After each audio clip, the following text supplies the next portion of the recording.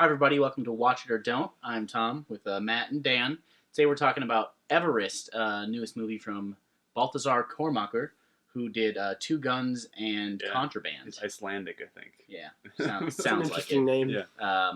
And it's about Everest. It's about kind of these tours for not amateur climbers, but not professionals, to go up with professionals and reach the summit. Right.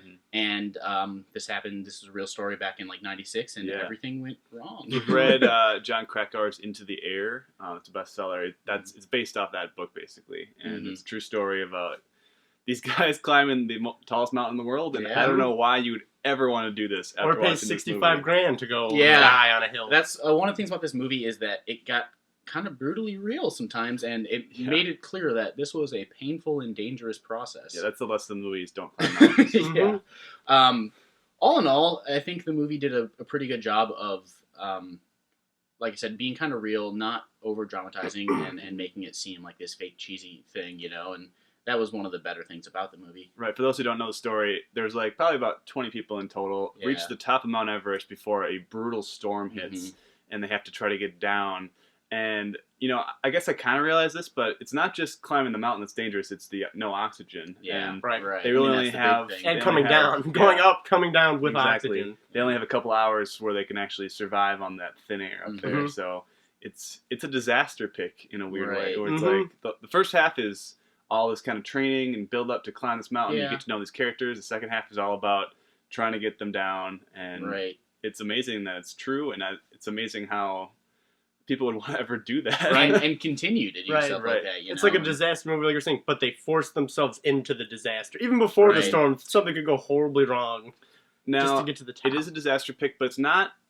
it's not the same cliche disaster pick as you usually see. I'm going to say it's a true story, so people do die. Yeah. And it's maybe not the people you'd expect. If this was a Hollywood movie, writing for a Hollywood movie, the people who die, maybe not the people who would die. I think so. And it almost at times plays off more like a documentary. And just that sort of style. And I think that really worked to the movie's benefit. Yeah, it didn't hurt it at all. For sure. We should say it stars Jason Clarke as the lead guide. It's got a ton of actors in this very small roles. Jake Gyllenhaal's in it, but he's kind of out of it for a while. Yeah, Josh Brolin is one of the climbers. As the Texan. Yeah, the Texan. Sam Worthington. Keira Knightley plays Jason Clarke's wife back in Australia or New Zealand. But her scene's really easy to film compared to everyone else. She's just on a couch most of the time. This is an ensemble film. I think I read originally it was supposed to be meant for Christian Bale and just kind of focus on him. But since he dropped out, they kind of made this an entire ensemble thing, which I think works. Some people maybe wouldn't like it because you don't really get to know people as well.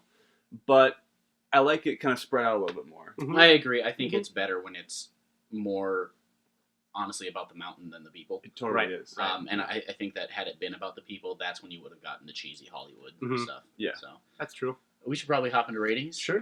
Do you want to go first? Yeah, I'll start. I'm giving this a pretty solid good. I didn't have much in the way of expectations for this movie, and it really plays well. It like I said, it kind of plays off like that documentary, so it didn't feel to be too cheesy and stuff, and it really got you interested, and it was really beautiful to look at this mountain scenery, even in its kind of dangerous stages. Just wow, I'm curious how they filmed all of this. Yeah, it's pretty impressive.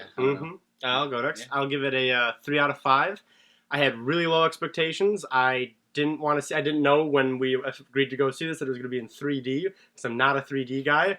It didn't need to be in 3D, in my opinion. Let me say that. Loved it in IMAX, though. There's no other way to see it. So if you have any interest to go see this, go see it because it's a great IMAX piece. So that and its beautiful imagery, I would give it 3 out of 5. I actually liked it. I'm pretty solid on it, too. I'm giving it a 7.6.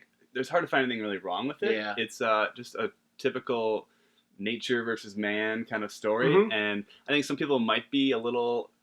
not ticked, but a little off with the ending because it's not maybe the happy ending that you maybe expect. But for me, that worked. Makes it true. It's a true story. 7.6. I think if you're gonna see it in theaters for sure. It's right now. It's only out in IMAX. I think it's coming out wide release in a few weeks. Oh, cool. Yeah. So if you want to see it in IMAX, find an IMAX theater. Hopefully, there's one near you. Yeah. Anyway, we're Watch It or Don't. We're gonna go. Be sure to subscribe for more content coming your way, and check us out on Facebook and Twitter.